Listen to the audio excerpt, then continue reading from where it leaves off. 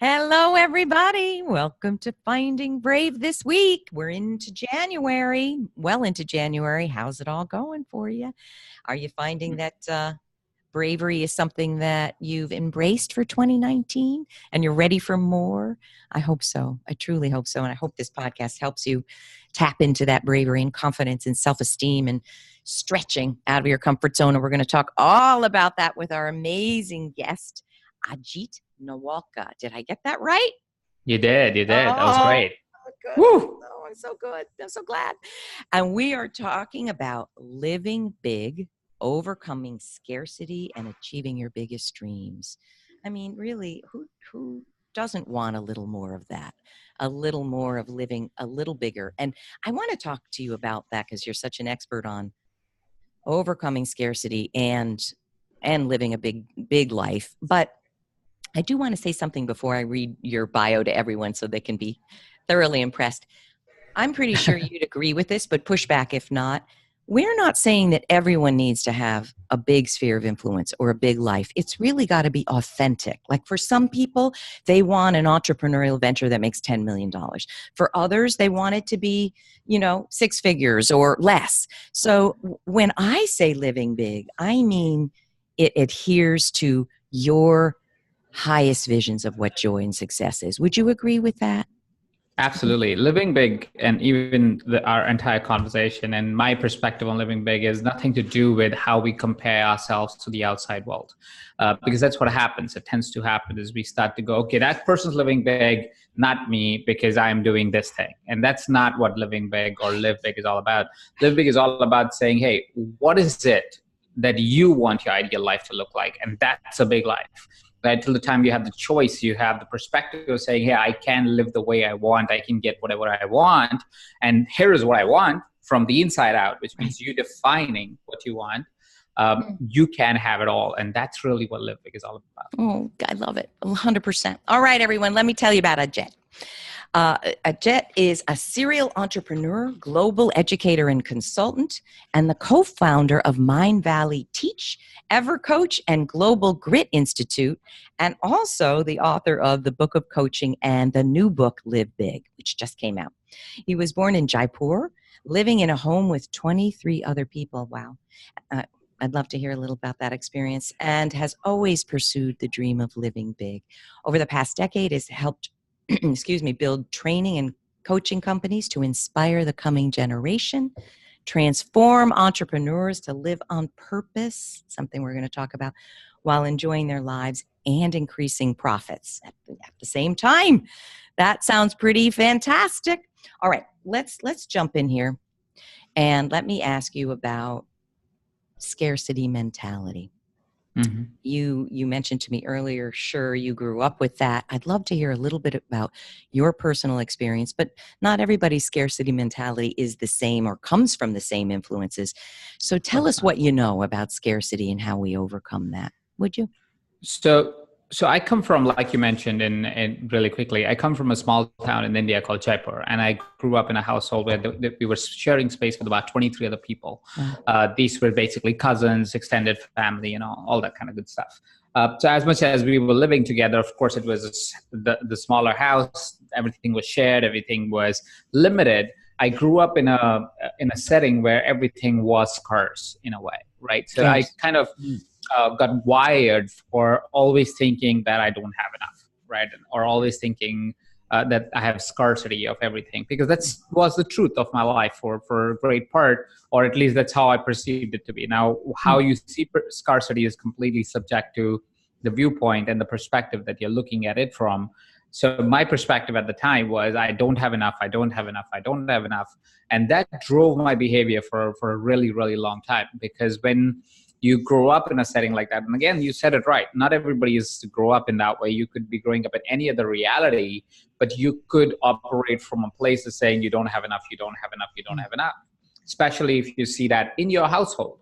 And again, I had 23 people living with me, but you don't have to be in that reality. Sometimes parents are just like that because they are operating from scarcity. They unconsciously transfer those beliefs and those stories to you. Right? Nothing is enough. Right. Nobody is enough. Nothing is enough. We don't have enough. Right? Right. So that kind of became the truth of my life for a big part of my life, where I always thought I had to chase something more to finally feel abundant or finally feel like I've got it. Uh, Only until later in life when I finally realized that the chase of me wanting more had taken away from the present moment that I was living in my life, right? The present moment of our conversation right now, present moment of me being present with my family, with my friends, with my parents, with so forth, with everybody that was around in my life. And because of me always being on a chase, I had kind of unconsciously taken away from the rest of my life to give everything to this chase of, very specifically for money for me, because that's the background that I came from. So it wasn't only scarcity. Scarcity can be seen in feeling scarcity about love, and that would Or affect your health, or relationship, any health, dimension of living, right? which would affect your health, of course, abundance, of course, which is the most common scarce behavior that we tend to show as human beings, irrespective of the career profession that you're in, that we tend to think that's never enough, right? And that's kind of drove my behavior, which took away from the rest of my life. And eventually I got past it, and that helped me create a lot more abundance in my life than I had previously experienced. Scarcity did help me a little bit. It did move me further in life, but nothing close to what abundance, or the mindset of saying I have enough and I am enough and I live enough, and then to operate from the creativity of saying I am enough, I have enough. Now, what is it that I would like to do with it?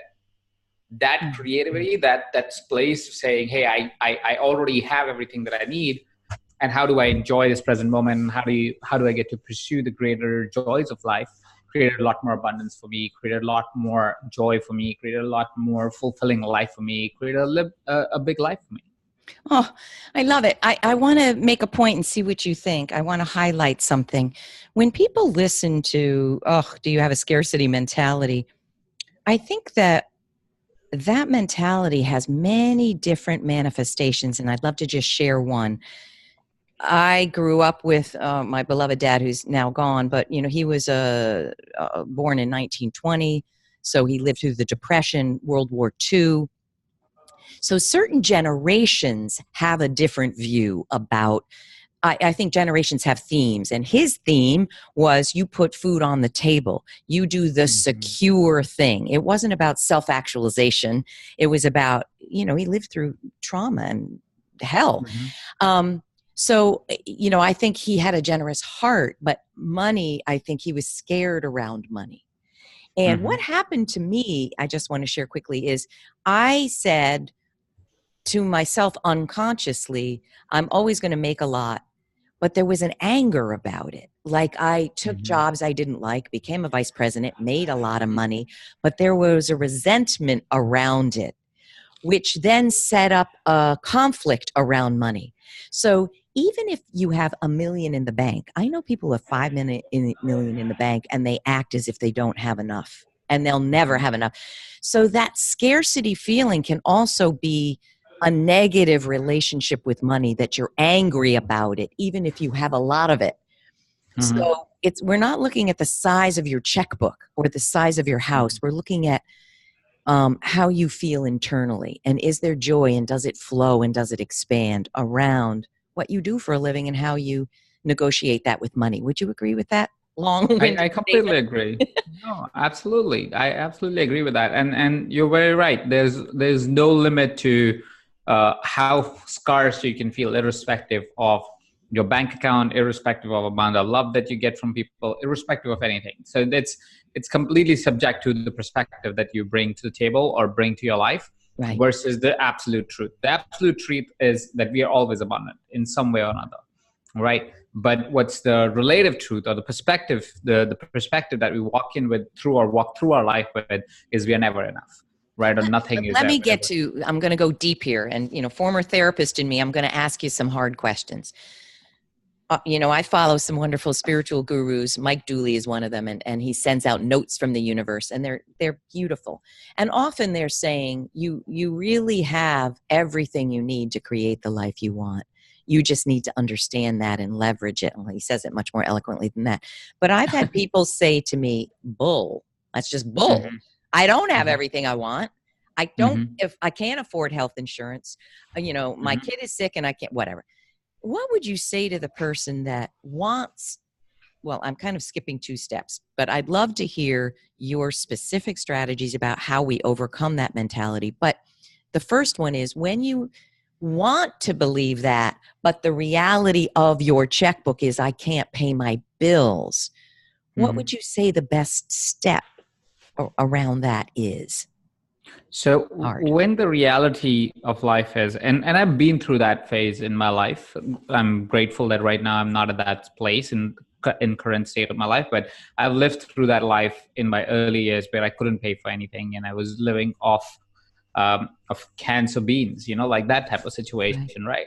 Right. And while I was living through that life, the perspective that helped me and the perspective that will help anybody who's in that stage is know that the cycle of life or life itself is more like a dance or like music, which means it has the high notes, it has the low notes, it has the movement of one place to another place if you see it as a dance, right? There is no end point per se. It's not that today if your checkbook is not able to support your health insurance, or today it's not able to support the dinner that you want to have or a date night with your loved one, doesn't mean that's the constant of your life.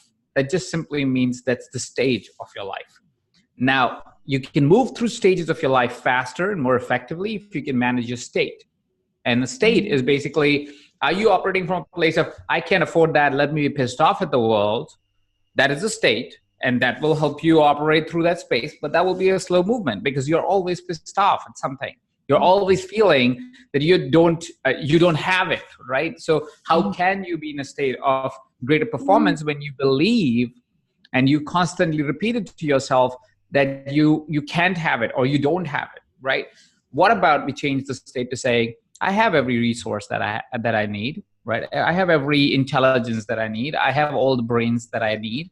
Now let me go out and add more value to the world till the time the world starts to reciprocate for it, right? It's a better attitude to go towards life, right? Because listen, I love it. I can tell you everything, but your checkbook's not going to change today, right? It's just not going to happen. You're not, unless you win a lottery, there is no way that instantly after listening to this conversation, tomorrow your checkbook will look different. That's just not what happens, right? You work through it for the checkbook to look different. Now you can work through it by cursing and being pissed off and being unhappy, or you can work through it being happy, being joyous, being fulfilled, being safe with the presence of saying, hey, I'll have a great time and I will build a life that I want to build. It will be painful at the sometimes and it will be stressful at sometimes, and that's okay because it's a part of life, right? I But I love it. don't have to suffer. I don't love it. Could I emphasize a few things? And this wonderful light here is my blinds, so forgive me for that. I look like woohoo.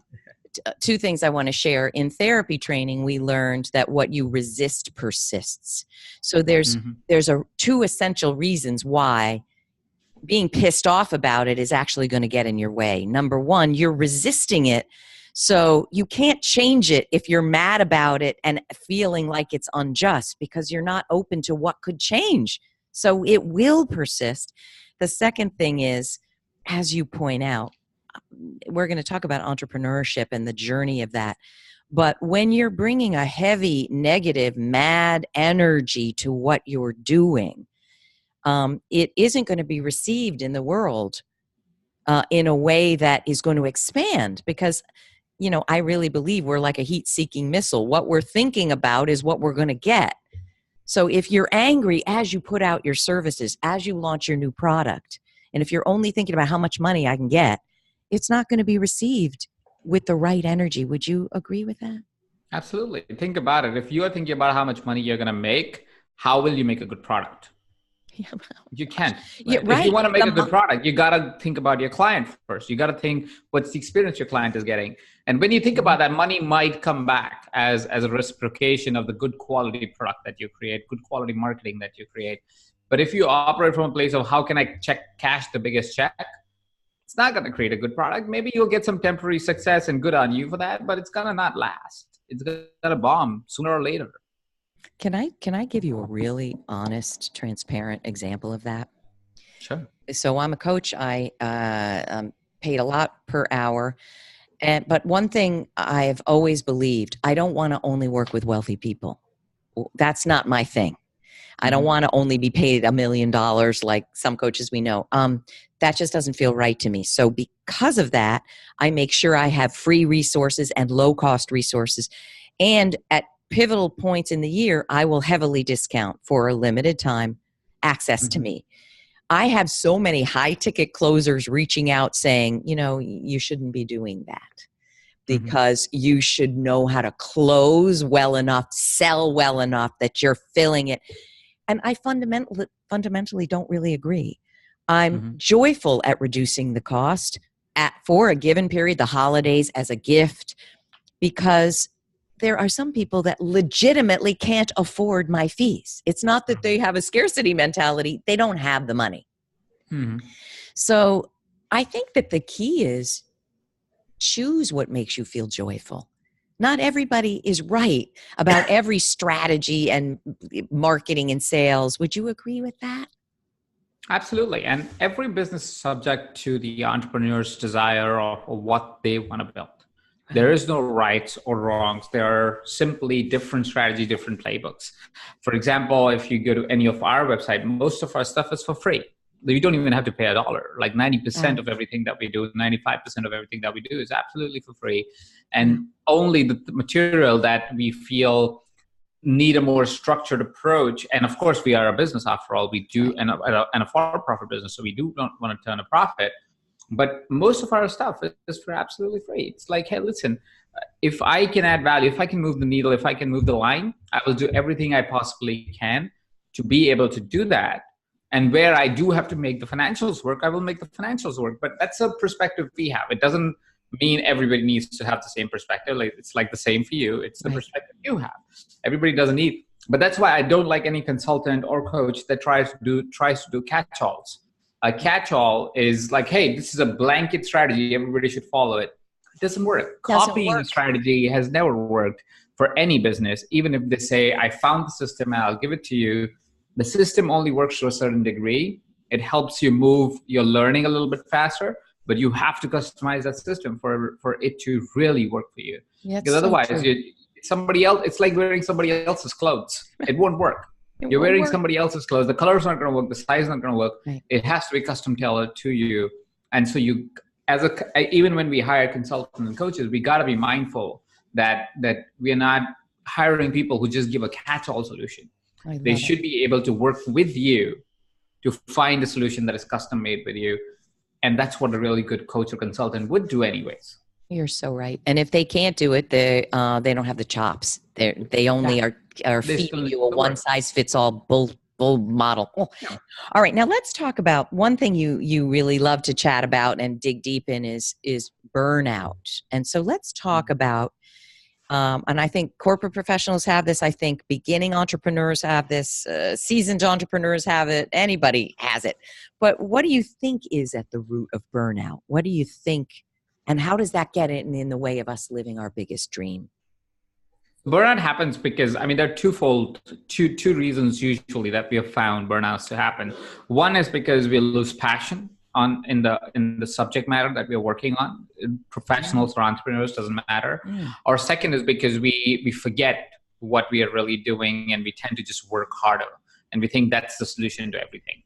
Right? So let's talk about the first bit. Wow. What happens is when you're starting a career, when you are a new professional, when you just started doing sales, whatever the thing is that you do in the company, technology, or whatever that is, you're very excited about the product, you're very excited about what you do, and you're going at it. But there is some point in life where we start to take life as granted, right? We start to go, oh, it's the same thing. Like you go to the office at the same time, you wear the same type of clothes, you do the same job again and again and again and again. And that may seem right from the outside, but it's actually over time, it suppresses the passion that you have. Yeah, it's initially it looks okay. I have a system, I have a schedule, but eventually it becomes and takes a toll on you because you have lost all drive to show up because there is no variety at your work, right? Yes, and it's basically professionals do that to themselves because they can create variety at their work. They just choose to stick to the guns that they have been assigned to do, right? Or just stick to the job roles that they have been assigned to do. Entrepreneurs the same. They had a really exciting idea. they run with all their power on the business starts to stabilize, and they go, all right, now I'm doing the same thing again and again. It's like repeating the cycle without finding why they started at the first place. So they lose the passion along the way. Right. So, and they forget to recharge themselves to be able to keep finding that passion again, or finding what's their alignment to the passion again. Right. Second reason why burnout happens is overwork, is where people tend to go, the way I'll make more money is I can put in 2 extra hours or 4 extra hours, right? I will not shut down even if it's the weekend. Like a lot of people claim I work the weekend because then I am ahead of everybody else. Yes. Not true. Your number of hours are not putting you ahead. Your quality of work is going to put you ahead, right? But that differentiation, people don't understand, and their bosses don't understand in a professional environment. And so the bosses expect more hours in the office, even if they're unproductive hours. You're right? You're right. Which is why the future of work has a lot to do with not being in the office. Because people are starting to realize and wake up to the idea of saying, hey, I can create a better quality outcome in a much lesser time if only I was not constantly pestered by something, right? Or if I was not just having chit-chats on the water cooler chit-chats, if I avoid all of that, I can create better quality work in much lesser time. And eventually, as our society is progressing towards the direction of intellectual workers, because we are becoming more and more intellectual workers, it's not about how many hours we spend on the computer. It's about what are you doing when you're on the computer, right? It's about the intelligence that you bring and the creativity that you bring, because the mundanes are already done by AI or robots, and they're coming, right? So you won't be required for the mundane. You will require for your creative potential, right? That's just the future of work.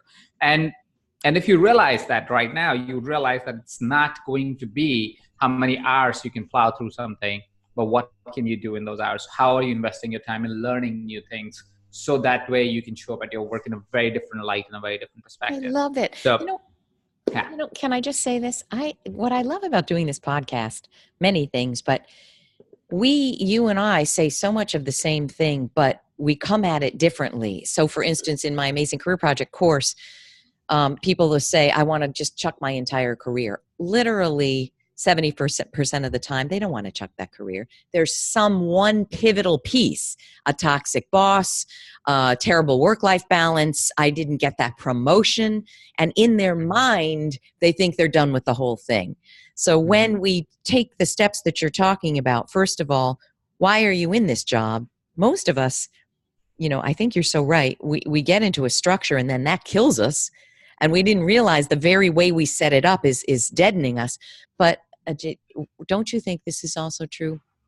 We often outgrow who we were when we started.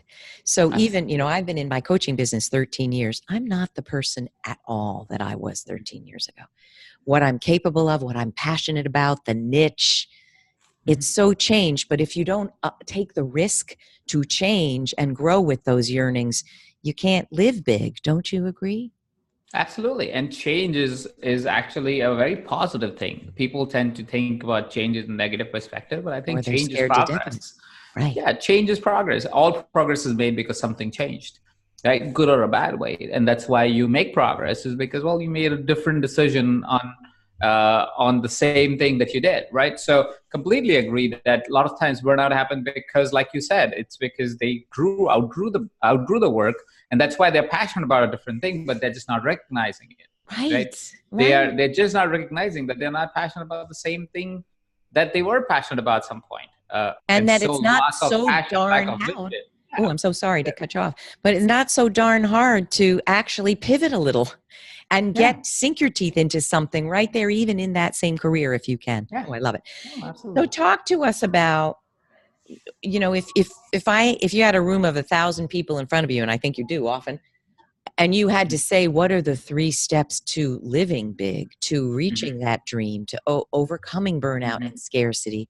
What are the practical things people need to know and do?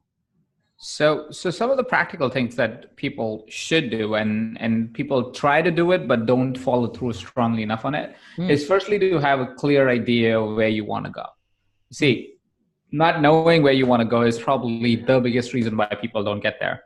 It's like you have the compass, which is your abilities and skills, but you don't know the direction you want to go in, right? Or the destination you want to go to, right? And if you don't have that, it's very hard for you to actually get there.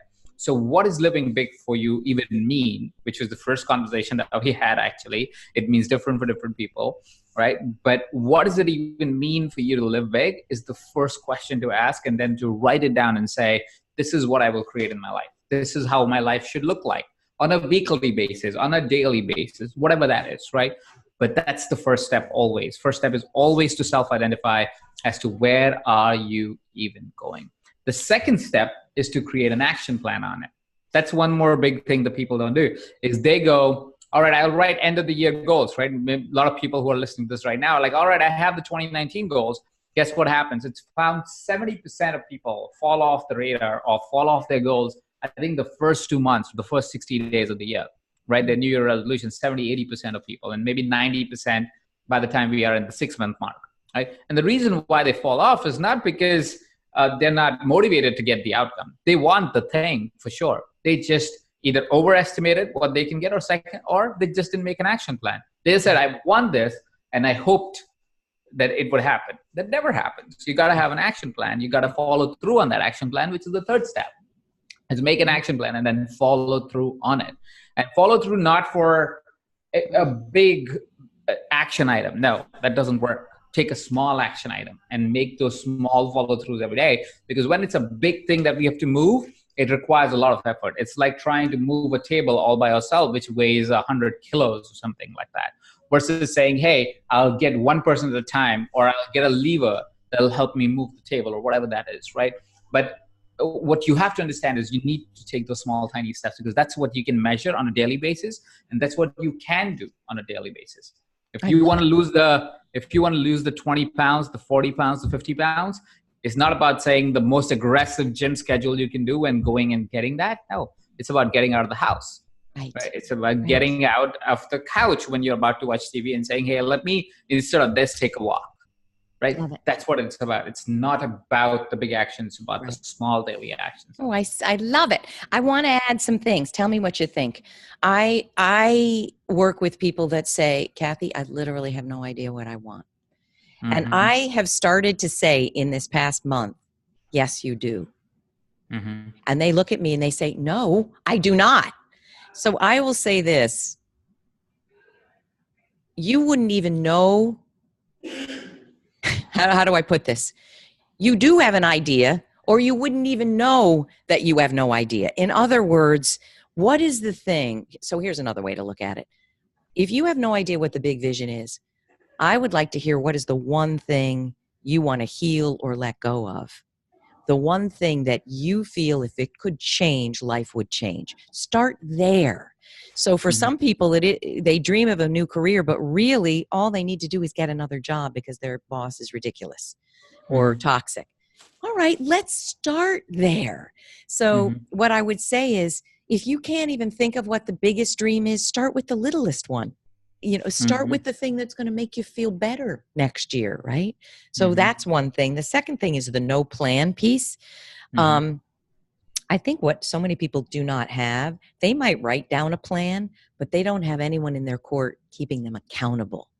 I mean, don't you find, I know you work with coaches and consultants, don't you find that if you've told someone that you are actually going to finish that book proposal, and and you can't control who, if a publisher takes it, but you can control if you've written a great book proposal.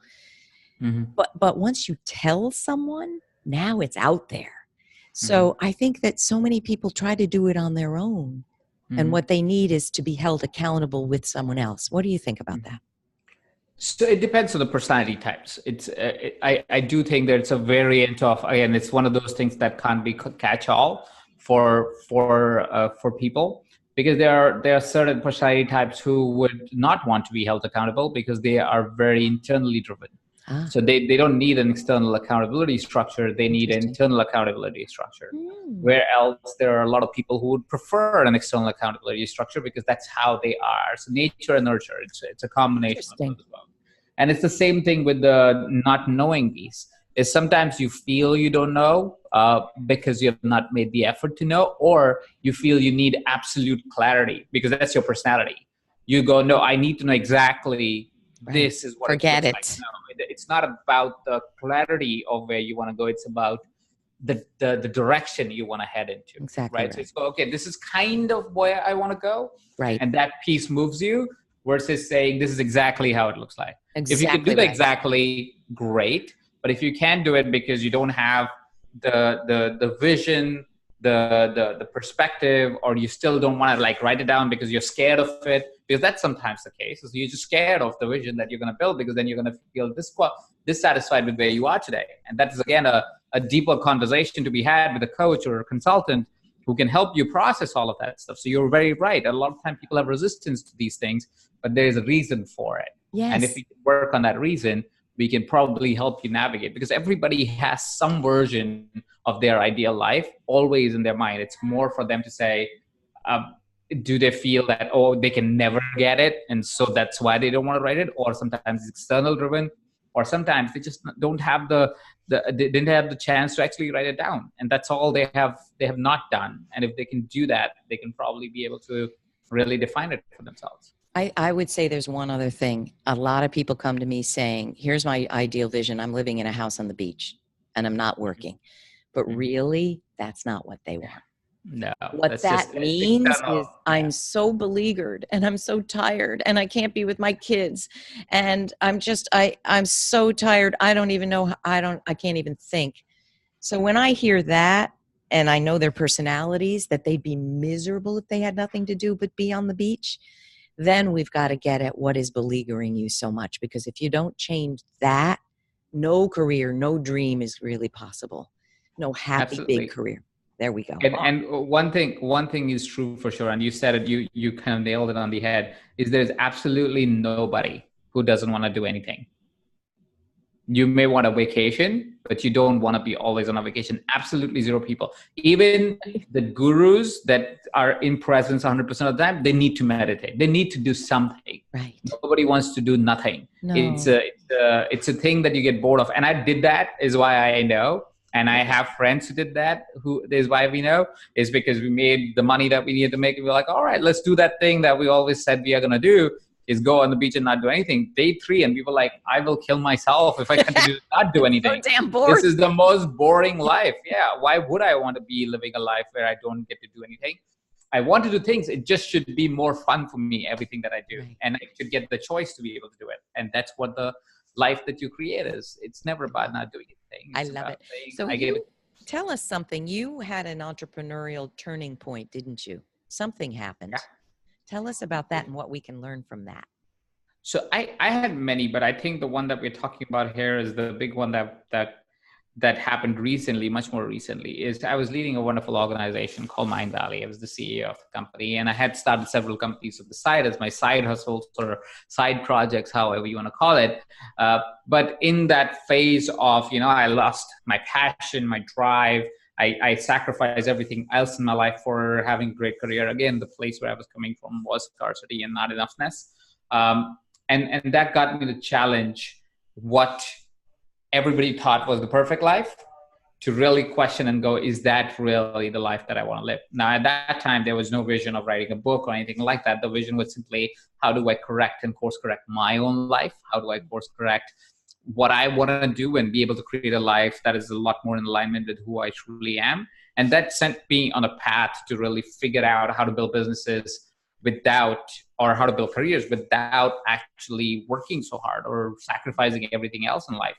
And that was the big breakthrough that first started a discovery for myself, and then started a journey of me helping some of the other clients that I had to restructure their businesses and restructure their lives in a way where they got to not only build their companies, but also be able to build a life. And that really became the conversation. That is also the leading to the conversation that we are having right now, is to say, hey, you don't have to, like, there's a really popular dialogue right now, and especially on social media, is everybody seems to be working super hard. All right. And everybody seems to be talking about why you need to work hard. And there's nothing wrong with working hard till the time it's in alignment with you. And that's what you really honestly want to do, not because of validation from the world, but you want to do it because you like doing it. And then it's okay if you want to do it, but otherwise you don't need to work hard to build companies. That's just not true. And you can ask that to people who are actually successful entrepreneurs and are not interested in making videos all the time because they have a life. right? So they have a different perspective to life, and they go, no, I build teams, I build companies, I build products, and I am not the product. I build products, so I don't have to work that hard.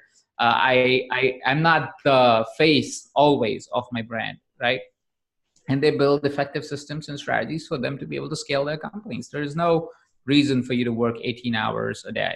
You can work 5 hours and still create a great company and still change the world and still be able to grow yourself in the process and live a great life.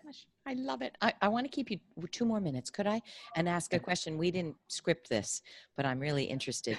And I'll just be transparent here. When I started my coaching company, it was called Elia Communications, and I didn't want it to be about me. And Elia had a meaning to me. It's El, the French word she, so it was about the spirit of women around the world. And also it's for my kids, Julia and Elliot. But as time went on, the brand, I felt, did become me. And it was hiding from the reality that the brand was me. So I have become CathyCaprino.com. But you really struck a chord when you said, if you make that decision and the brand is you, that doesn't mean you have to give over your entire life to your entrepreneurial brand. Most people aren't happy when they're only doing one thing, work. But I am interested, for the consultants and entrepreneurs, how do you decide if the brand is you or not you? It depends on your vision of the brand, right? So for example, I am never the brand. Even if people know I'm the person behind and I'm making the videos and so forth, I'm always a company because I'm always a product. So if you are a product focused approach versus, I'm not trying to do a catch-all here, but most of the time when people use a personal brand, it's because they care for recognition more than the value, or their value is subject to how much recognition that they get, right? And that's why they choose to have a personal brand. It's not always true, so it's not a catch-all, but often that's the case, is they want to get people to love them. They want to get people to recognize them. And they want to be the story, right? That's usually when they create a personal brand. Where else, people who are like, I want the outcome to be the story, they end up creating brands which are companies which are known in their own right. Like if you look at my companies, the companies you mentioned was Mindvalley Teach, Global Grid Institute, Evercoach. None of them said Ajit Nawalkha is Ajit Nawalkha. I mean, if you go to ajitnawalkha.com, you will see my website. But that's not what I direct people to. I direct people to one of these companies depending on what they really want. And these companies are independent in their own nature, with their own teams, with their own products, and their own results that they drive with their clients, right? But that's because that's the approach I have towards business, where it's not about me, it's about my clients.